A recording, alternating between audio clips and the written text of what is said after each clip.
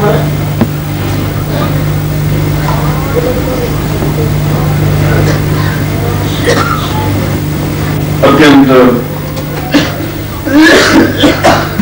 आत्मीय शिष्यों, साधकों और शिष्यों, साधिकाओं, इस संबोधन की अपेक्षा यदि मैं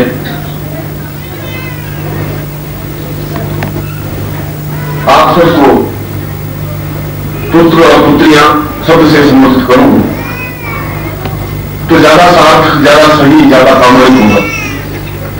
ज्यादा सार्थ और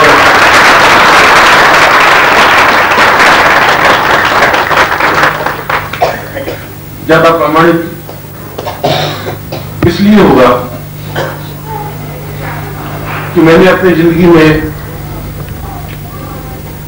पिता क्या होता है इसको अनुभव किया है।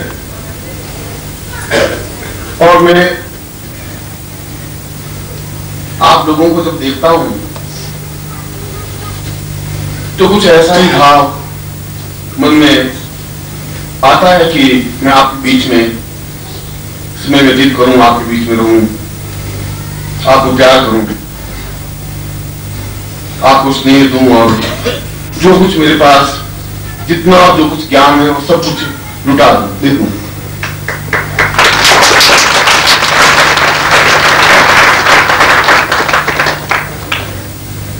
मेरे जीवन में कार्य और व्यस्तता के क्षण ज्यादा होते हैं। जब मैं कार्य कर रहा होता हूं तब भी एक रूप में, चाहे मैं ऑफिस में बैठा हुआ कार्य कर रहा हूं या पीछे प्रेस में कर रहा हूं या काठमांडू में काम कर रहा हूं, ठीक उसी समय दूसरे रूप में किसी और स्थान पर भी कार्य कर रहा होता हूं।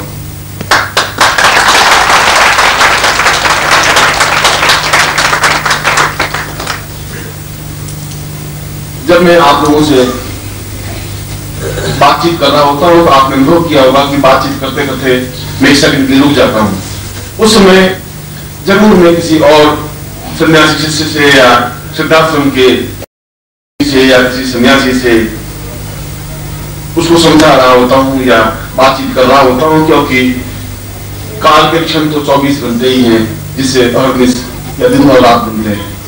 मगर 24 घंटों में उसके पूरे जीवन को, उस पूरे कार्य को नहीं समझा जा सकता और व्यवस्था मेरे जीवन में संभव नहीं होती। मैं बर्दाश्त नहीं कर पाता, चाहे परिवार में हो, चाहे आपके बीच हो, चाहे सन्यासियों के बीच हो, चाहे सिद्धाश्रम में हो। ये सब मिलकर के तनाव और व्यस्तता तो देते ही नहीं। मगर जब मैं आप लोगों से मिलता हूं तो प्रसन्नता के क्षण भी मुझे प्राप्त होते हैं। लोगों को प्रसन्नता बाजार घूमने में या सिनेमा देखने में या टेलीविजन देखने में या भोजन करने में या होटल में आता होगा। अगर मेरे मन से याद से पूछे तो मेरी प्रसन्नता का आधार तो आप लोग। मैं आपके बीच मुस्कुरा लेता हूं, हंस लेता हूं, हास्य विनोद कर लेता हूं, मजाक कर लेता हूं और कोशिश यह करता हूं कि मैं अपने अंदर का सारा प्रसन्नता, सारी आह्लाद, सारी खुशी आपके चेहरे पर दे दूं। आपकी खुशी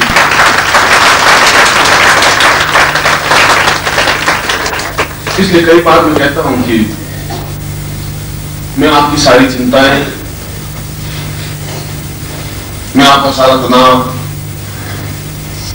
मैं आपका सारा विषाद, दुख और दयनीय बाधाएं और परेशानियां अपने ऊपर झेलने के लिए तैयार हूं और झेलता हूं।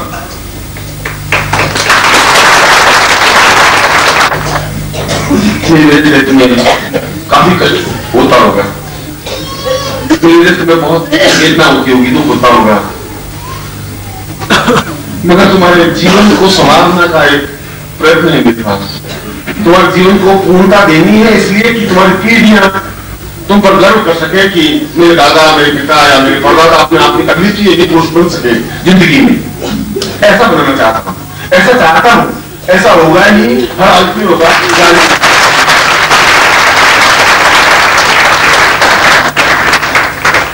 अगर मैंने दिया जलाया और दिया सूर्य नहीं बन सका तो निकले साहब अपने आप में निकले साहब बन ही नहीं सकता है, संभव नहीं।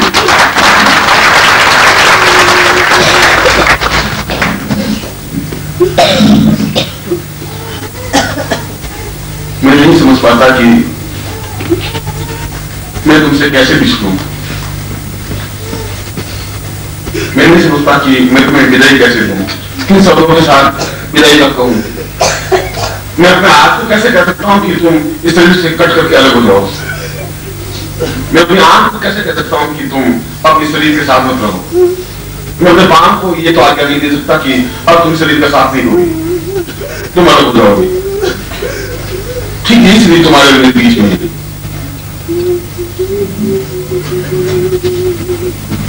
क्योंकि तुम अलग होकर के सांस लेते हो। बहुत बोझिल मन से तुम्हें जाना होता है, उतना ही बोझिल मन मुझे भी अनुभव करना पड़ता है। अगर मेरे पास साधन होता है पत्र के माध्यम से, टेलीफोन के माध्यम से, शब्दों के माध्यम से तो मैं आवाज देता हूँ, बुरा काम हूं। नेपाल के इन बेटे बेटियों को, इन लोगों को यदि ये रुक गए तो क्या मिल पाएगा, कैसे मिल पाएगा? अगर जीवन में धार नहीं होगी, तेजता नहीं होगी, एक तीक्ष्णता नहीं होगी तो युद्ध कैसे जीता जाएगा? उसके लिए समाज को ठोकर मारना ही पड़ेगा। कभी कभी तो अपने ठोकर में ताकत रखनी पड़ेगी, कभी कभी वो हिम्मत तुम्हें लानी पड़ेगी जब तुम सबको छोड़ करके मेरे पास आके खड़े हो सको, जब तुम कह सको कि अब मैं आपके पास खड़ा हूं, अब मुझे हौसला है, अब मुझे हिम्मत है, अब मुझे चुनौती देने की भावना है। ये तेवर अगर तुम में नहीं आए तो तुम्हारे पे और मेरे एक दूसरों की घटिया शिष्य में अंतर क्या रह जाएगा? चैलेंज तो तुम्हें लेना पड़ेगा, कभी कभी इस शब्द को उठाना पड़ेगा, कभी कभी मन में धारणा लेनी पड़ेगी, कभी कभी संकल्प शक्ति अपने आप को मजबूत करनी पड़ेगी। कौन को क्षण ऐसा होगा जहां तुम्हें एकदम से रास्ते से अलग हटक के खड़ा होना पड़ेगा, और वो यही क्षण है, दूसरा कोई क्षण नहीं बन सकता। क्योंकि इस क्षण में चुनौती देने का भाव तुम्हारे पास आना चाहिए, क्योंकि यही में शक्ति, यही में चेतना, यही में अपनी पूंजी, ताकत, क्षमता, हौसला, हिम्मत, बहादुरी, साहस तुम्हें प्रदान कर रहा हूं, तुम्हें दे रहा हूं। मैं प्राणों में ऊर्जा भर रहा हूं, क्योंकि ये ऊर्जा भरने की ताकत मुझ में है, क्षमता है। तो मैं आंख से आंख मिला करके तुम्हारे अंदर बहुत कुछ देने की सामर्थ्य में अनुभव कर सकता हूं, करता हूं।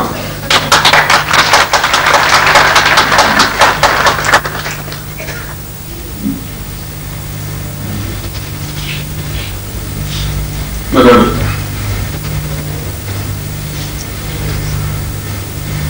मेरे भाग्य में भी छूटना बहुत लिखा है। भगवान ने मेरा दिल अजीब ढंग से बनाया है।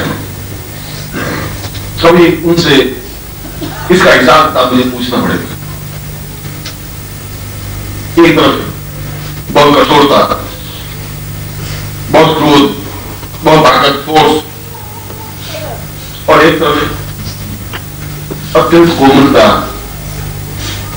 कि मैं एक वियोग का छूटने की बात करता हूं, आंख में से आंसू टपकने लग जाते हैं। मैं मर्द हूं, मैं आंसुओं को बाहर तो नहीं टपकाऊंगा, मगर उन आंसुओं को और कोई शब्दों से समझा भी नहीं सकता। मैं कुछ नहीं कह सकता उनको, मैं नहीं बता सकता कि मेरे लिए वियोग कितना दुखी है।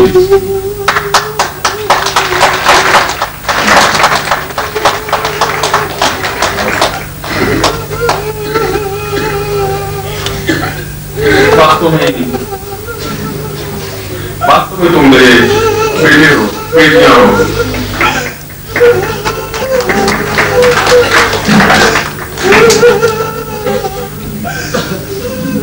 वास्तव में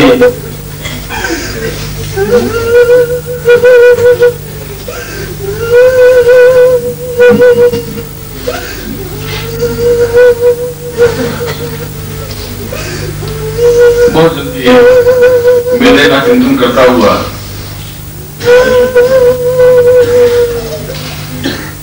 आंसुओं की वर्षा के साथ मैं तुम्हें बधाई देगा। अब तक नहीं जानते थे क्या मैं नेपाल के इन सर्व शिष्यों से विदाई ले रहा। मुझसे कोई गलती हो गई मैंने जाने दी। मैं बहुत प्यार बहुत ज्यादा